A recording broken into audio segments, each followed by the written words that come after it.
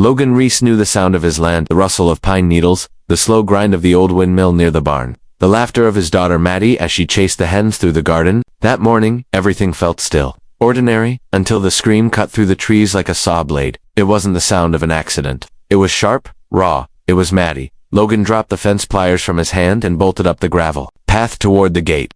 His boots kicked up dust, heart punching his ribs like a war drum. As he cleared the hedgerow, his breath caught. Maddie was on the ground, gripping her knee, tears streaking her cheeks. And there, parked half in the gravel, half on Logan's lawn, was the ridiculous beige golf cart driven by Karen Delancy. She stood smug beside it, adjusting the sleeves of her pink cardigan. She was in the right-of-way, Karen said, flatly, tapping her clipboard. Kids shouldn't run where vehicles move.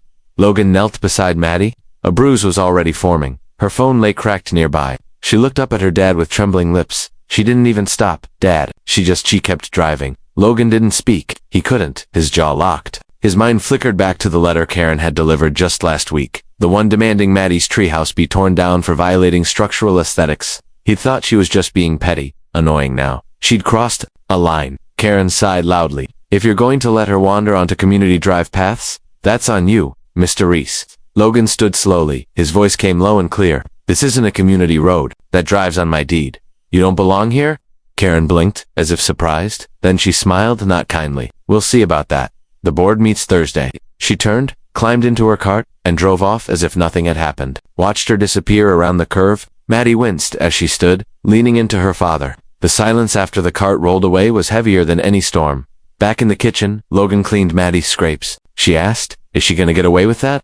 Logan stared out the window toward the pines. No, he said, she won't. He opened a drawer and pulled out an old envelope.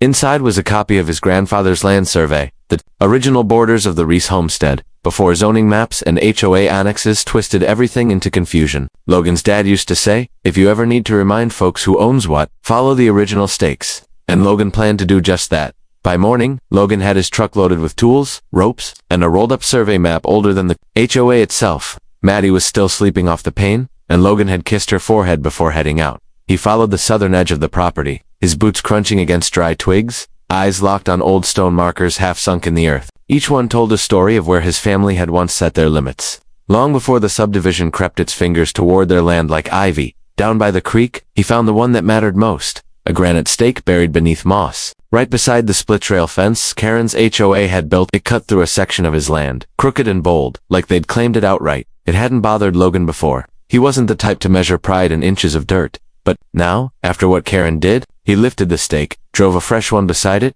and tied orange marker tape around the top. Then he kept walking, dropping flags every 15 feet. It took him 4 hours, but when he was done, his land spoke loudly. It said, "You've gone too far." Back at the house, Logan booted up his old scanner and made copies of the land deed and the survey. He highlighted the easement, the one Karen's golf cart had no business rolling down. Just as he set them aside, a knock came at the door. It wasn't Karen this time. It was her husband, Earl, thin as a fence post and twitchy as a raccoon. Earl held out an envelope like it was ticking. Logan opened it. Inside was a printed citation, unapproved land modifications. It read, Earl cleared his throat. Karen says those flags violate community aesthetics. You'll need to remove them. Logan stepped onto the porch, arms crossed. Earl, let me make something plain. Your wife hit my kid yesterday, and today, she thinks she can tell me where my land ends. Earl's eyes darted. It was an accident then. She should have apologized. Logan cut in. Instead, she blamed Maddie and doubled down.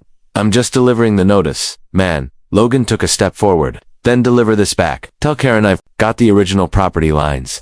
I'm filing with the county clerk first thing tomorrow. And if one more person steps foot on my land without asking, he didn't finish. He didn't have to. Earl turned and left without another word. That night, Maddie sat at the table, leg propped up on a stool, tracing one of the flags from the window. Why does she hate us, Dad? She asked softly. Logan stirred his coffee, staring into the black swirl. Some people don't hate you, baby. They just think they can control everything, until someone tells them no. Maddie nodded. Are you going to tell her no? Logan looked her in the eye. I already did. The next morning, Logan drove straight to the county records office. He filed a property dispute, dropped off notarized copies of the survey, and requested a cease and desist be delivered to the HOA board, specifically naming Karen Delancy. But back in Sycamore Ridge, something strange had already begun. Someone had removed every flag from the property line, every single one. Even the granite marker down by the creek was missing. Logan stared at the empty soil in disbelief. Someone had brought tools, time, and nerves of steel to do that. And there was only one person in the neighborhood bold or reckless enough. He rushed back to the house and checked the barn door. The lock was broken. Inside, his tools had been tossed, and the chainsaw he used for clearing brush gone. That was no coincidence. It wasn't about boundary markers anymore. It was war, and Karen just escalated it. Logan stood in the middle of his barn, fingers clenched around the splintered lock that had once secured the heavy oak door. His saw rack was half empty. The chainsaw was gone. A bag of nails lay scattered across the floor like spilled marbles. Whoever did this wasn't just after tools. They wanted him rattled, and it worked. Maddie came limping out of the house, her knee still bandaged. "Dad, what's wrong?" Logan forced a calm look onto his face. "Go back inside, sweetheart. I'll handle it." He walked the perimeter again. Every orange flag he'd set just the day before was gone. Posts were pulled out, not broken. Careful hands had done the work. That meant it wasn't vandalism. It was deliberate. And whoever did it wasn't afraid of being seen. He headed to the garage and opened the metal cabinet he rarely touched. Inside lay a case marked resurvey equipment. It had belonged to his father. Old leveling tools, tripods, and a soil-penetrating scanner that still worked if you hit it right. Logan dusted it off and loaded it into the truck. If Karen wanted to erase history, he'd dig deeper and louder. But just before he climbed in, he saw it. A tree near the edge of the property had been a bright orange line, stretching from one side of the trunk to the other, right at eye level. And beneath it, a chainsaw mark. Shallow, but clear. That's when it hit him. This wasn't just vandalism, it was a warning, a sick message. And Karen was behind it, not directly. Maybe she'd never hold a saw, but someone was doing her bidding. Logan pulled out his phone and dialed his brother. "Dale, former deputy sheriff, now running a tow yard just south of town." "I need eyes," Logan said. "Can you swing by? Something's happening out here." Dale arrived an hour later in his dusty red pickup.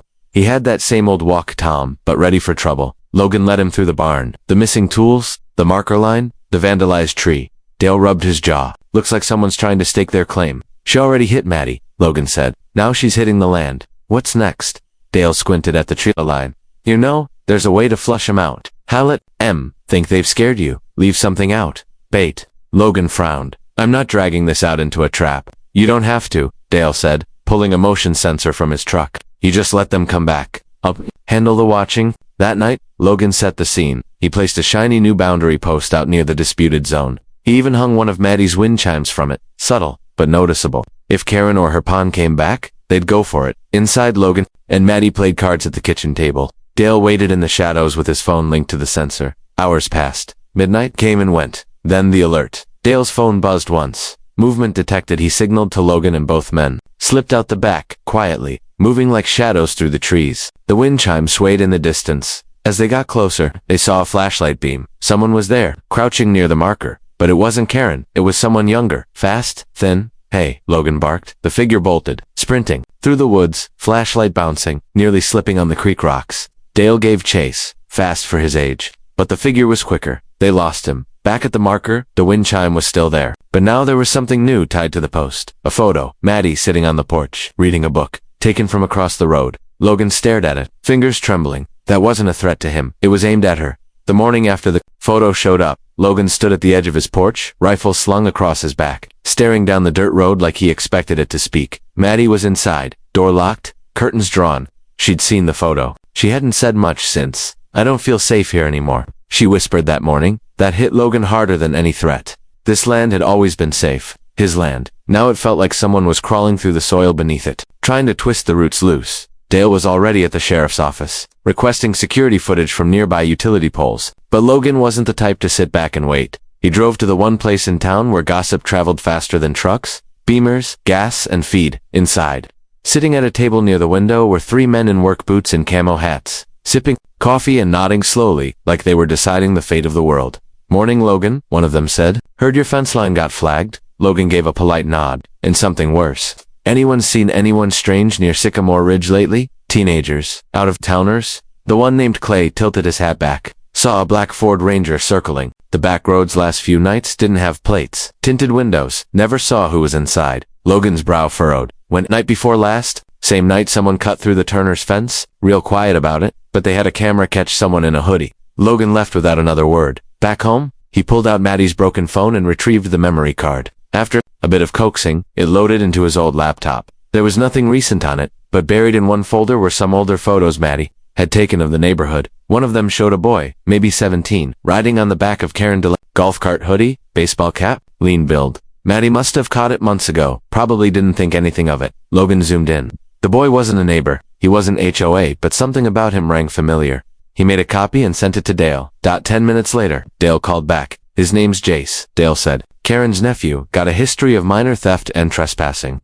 Used to live in a different HOA down in Georgia. Guess who chaired that one? Logan's grip on the phone tightened. Karen. Yup, and Jace got booted from 2 schools. One of them had a stalking charge, but they dropped it for lack of evidence. Logan stared out at the tree line. He's not just a pawn.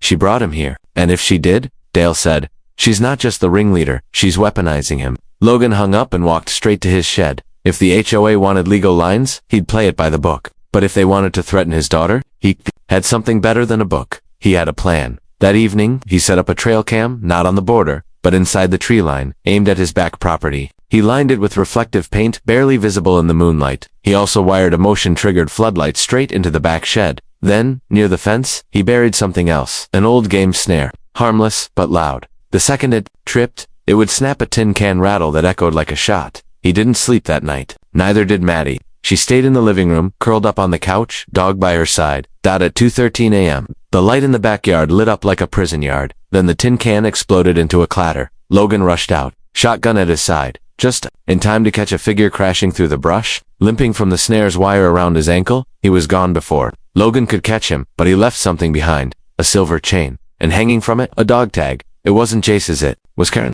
Logan stood in the pale morning light, still clutching the dog tag he'd pulled from the ground. The name engraved was clear, Karen Delancy. Below it, a date, not a birth date, a TIMESTAMP. It read, April 18, 1993, a date that meant nothing to Logan, yet he took a photo of the tag and sent it to Dale. Then, without a second thought, he grabbed his keys. I'll be back before lunch, he told Maddie, gently brushing her hair back. Keep the door locked. She nodded without a word. Logan didn't take the truck this time. He wanted to arrive quiet. He parked a block from the Delancey home and walked the rest of the way. Karen's property sat at the far end of the 8th circle, a smug vinyl-sided house with potted roses and matching shutters. He walked right up to the front door and knocked twice. Karen answered, hair curled, robe ironed, lips curled in fake civility.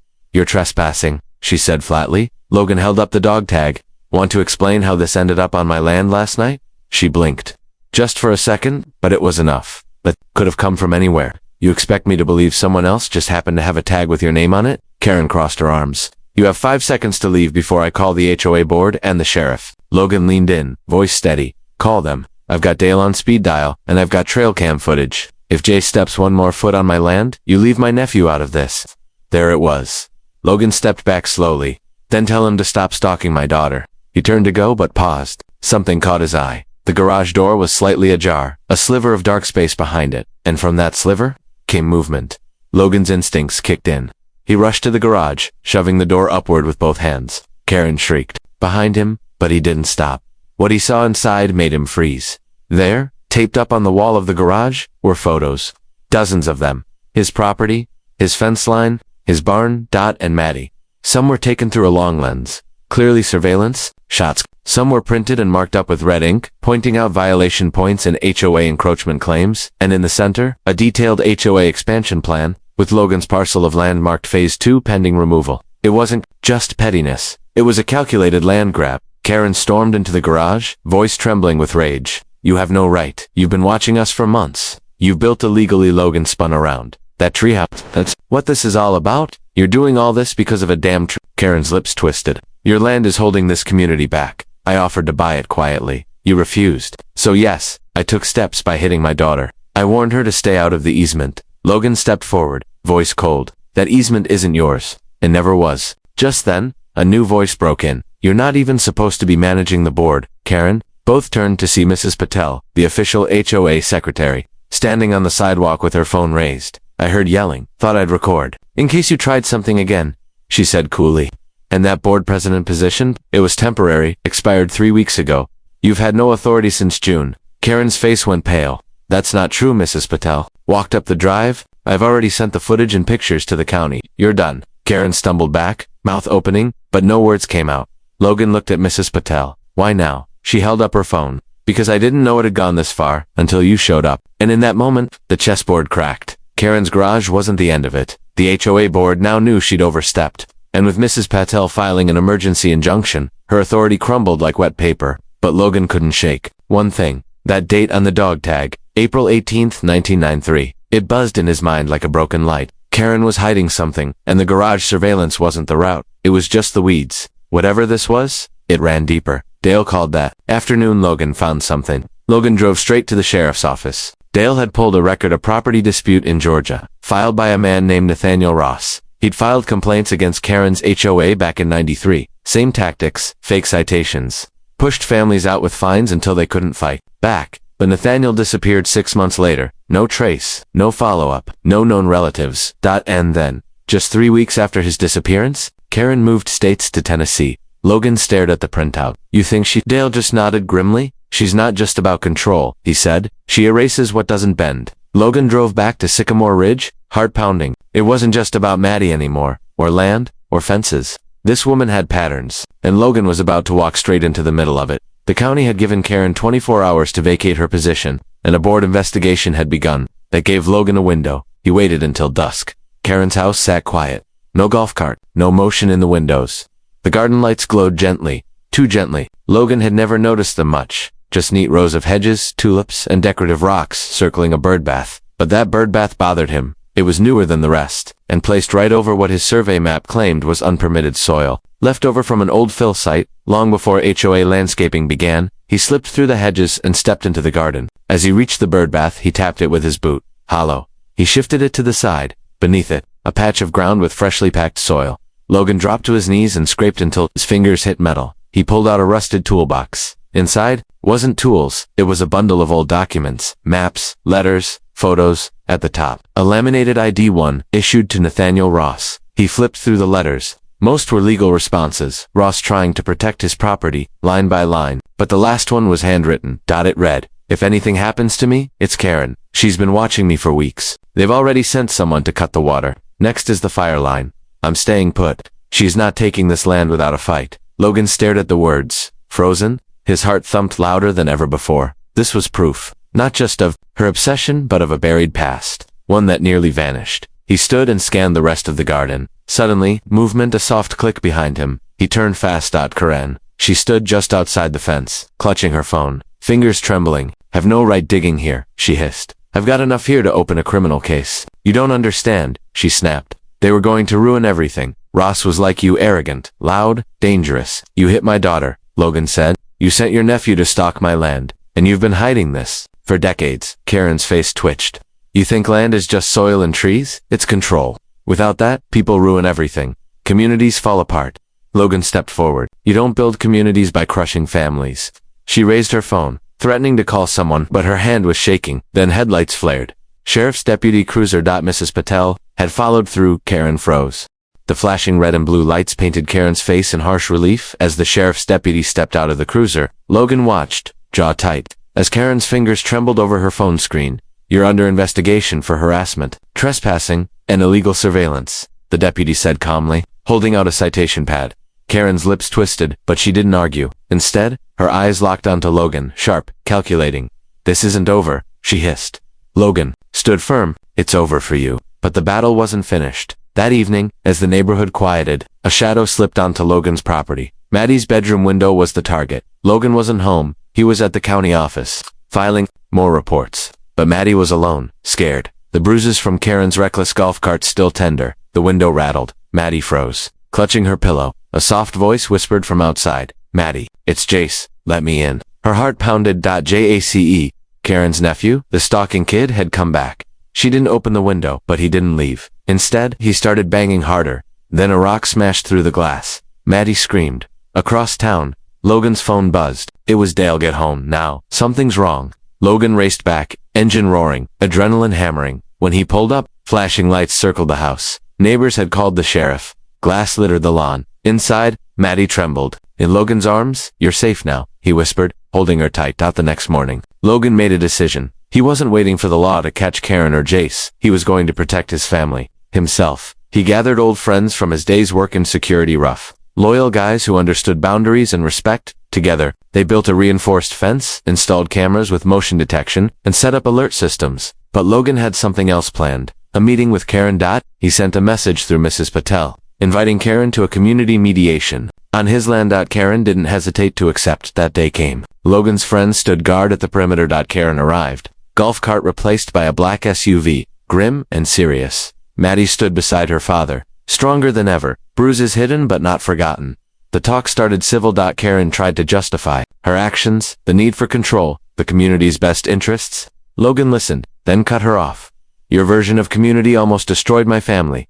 Karen's eyes flashed. I had to push hard. People like you make it impossible. Logan smiled coldly. You pushed too far. Then he dropped his final card. He pulled out a thick envelope, the results of his land survey, the county's legal ruling, and a sealed letter from the HOA board officially removing Karen as president and banning her from all meetings for a year. Karen's face drained. You're finished here, Logan said. Karen lunged, but Logan's friend stepped in. Before she could scream, Logan leaned close. Stay away from my family, or next time, it won't be just words. Karen staggered back, eyes wild. She turned and fled the property, the black SUV burning rubber as she disappeared down the road. Logan watched, chest tight. He'd won this round, but the cost was clear. Maddie looked up at him, eyes steady. We're safe now, right? Logan nodded, voice steady. For now. Days stretched into weeks.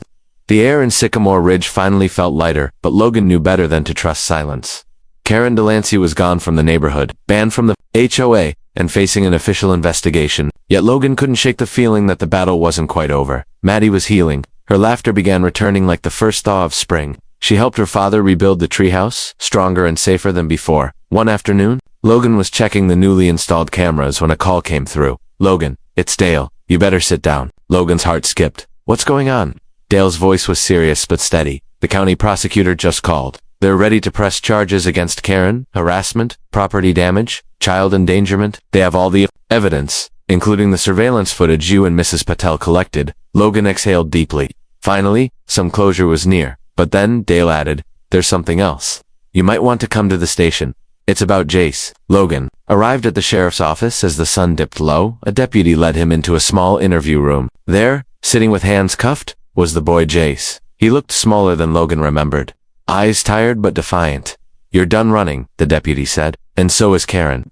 Jace looked up at Logan, voice low. She told me to get you, to scare you, but I didn't want to. I just wanted out. Logan nodded, understanding the fear behind the words. Later that week, Karen's legal troubles became public. The HOA board revoked all her privileges. The neighbors who had stayed quiet began sharing their stories of threats, intimidation, and harassment. Logan attended the HOA meeting where the board officially removed Karen. As he spoke, he looked around the room at faces he recognized, neighbors who now stood with him, united. This land, Logan said, voice steady, is more than dirt and trees. It's family, and no one has the right to threaten that. The meeting ended, with applause real and lasting. Back home, Logan and Maddie sat on the porch, watching the sun sink behind the pines. Do you think she'll come back? Maddie asked softly. Logan smiled, wrapping an arm around her. Not if I have anything to say about it. Then, just as the sky darkened, a soft whistle echoed from the woods. Logan's eyes narrowed. A familiar figure stepped out. Mrs. Patel, holding a fresh batch of cookies. Thought you could use some company, she said with a wink. Logan laughed. Best neighbor I've ever had. Maddie grinned. See, the good ones stick around. The fight was over, but the story, that was just the beginning. Final call to action for viewers. What would you do if someone threatened your family and your home? Logan's story proves one thing. Sometimes, standing your ground is the bravest thing you can do. If you enjoyed this journey, hit that like button, subscribe for more stories of courage, and share your thoughts below. Remember, every home deserves a protector.